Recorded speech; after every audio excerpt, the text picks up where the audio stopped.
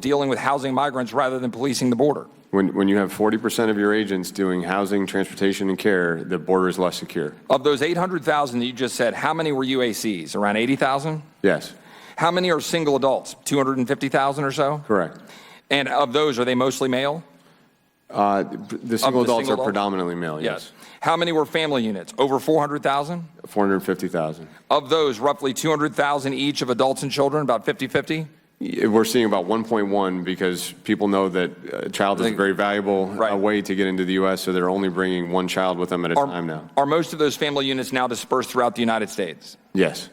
For the most part, are these family units claiming asylum, or are they largely using a child as a ticket for catch and release? The latter. We do see a number of asylum claims, but it's actually gone down this year from the peak of about 30% of those encounters claiming asylum. Is it true that the issue of UACs could be largely solved with a fix to TVPRA and that this could be done on a single piece of paper?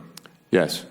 Is it true that we could largely solve the problem of family units rushing our border and then being caught and released by addressing the Flores settlement, an extension of that settlement by a Ninth Circuit judge on essentially a single piece of paper? Yes, that was our experience in 2014 and 2015. Is it true that with respect to the family unit problem, representing the majority of the surge across our border, that the Obama administration supported a solution to the Flores problem and that, again, we could solve it on a single piece of paper? Yes. Is it true that the Obama administration asked for $762 million for ICE to deal with the unaccompanied alien children problem in 2014, the surge where children were riding on the top of train cars? Yeah, we all asked for additional appropriations at DHS to deal with the unaccompanied child surge, yes. And does that amount seem correct, the $762 million? That sounds like it's in the ballpark. That is what I'm told.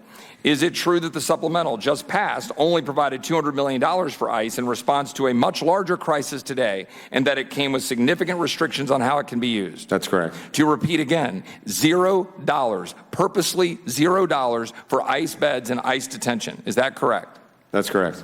Do you anticipate that the Democrat-led House of Representatives will bring any of these solutions that could be done on one piece of paper to the floor for a vote this week? Probably not this week, but I'm sure hopeful on a shared set of facts we can talk about real solutions. So for Flores, TVPRA, or money for ICE, the things that we know would solve the problem and largely address the crisis, you are not anticipating that that will be brought to the floor of the House of Representatives this next week before we adjourn for the August recess? I don't see any legislative action that would make that possible at this time. Which begs the question why? Which begs the question why? And I'll tell you why. It is because my Democrat colleagues don't give a damn about our national security or the migrants coming here, and they prefer to use children as political props. Thank you. No more questions. Thank you very much. As I said a little bit earlier when I opened, I think we need to be careful about the motives of our members, and that goes to both sides. With that, we now will hear from Ms. Spear. Mr. Chairman, thank you. And let me hold up, Ms. Spear. The bells are rung. Ms. Spear will be the last person, and then we will go into recess. And as I said a little bit earlier, we will let you know exactly. We have 3 votes, I understand.